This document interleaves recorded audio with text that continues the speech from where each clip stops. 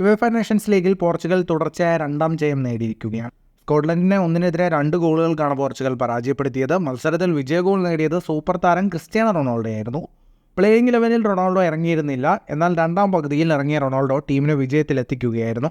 88-ാം മിനിറ്റിലായിരുന്നു Ronaldo goal നേടിയത്. ഈ ഗോളിന് പിന്നാലെ ഒരു ചരിത്ര നേട്ടമാണ് റൊണാൾഡോ സ്വന്തമാക്കിയത്. 48 വ്യത്യസ്ത രാജ്യങ്ങൾക്കെതിരെ ഗോൾ നേടുന്ന ചരിത്രത്തിലെ ആദ്യ താരമെന്ന നേട്ടമാണ് റൊണാൾഡോ സ്വന്തമാക്കിയത്.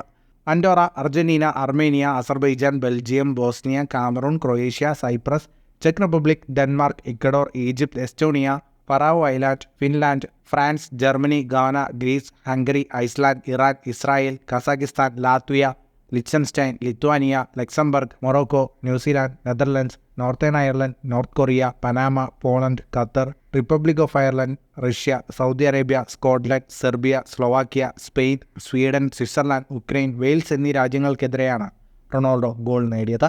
ക്രൊയേഷ്യക്കെതിരെ ഗോൾ നേടിയതിനു പിന്നാലെ ഫുട്ബോൾ ചരിത്രത്തിൽ 900 ഒഫീഷ്യൽ ഗോളുകൾ എന്ന നാഴികക്കല്ലും റൊണാൾഡോ മറികടന്നിരുന്നു. ഫുട്ബോൾ ലോകത്തെ കൂടുതൽ വാർത്തകൾക്കും വിശേഷങ്ങൾക്കുമായി സ്പോർട്സ് കഫേ ഇപ്പോൾ തന്നെ സബ്സ്ക്രൈബ് ചെയ്യുക.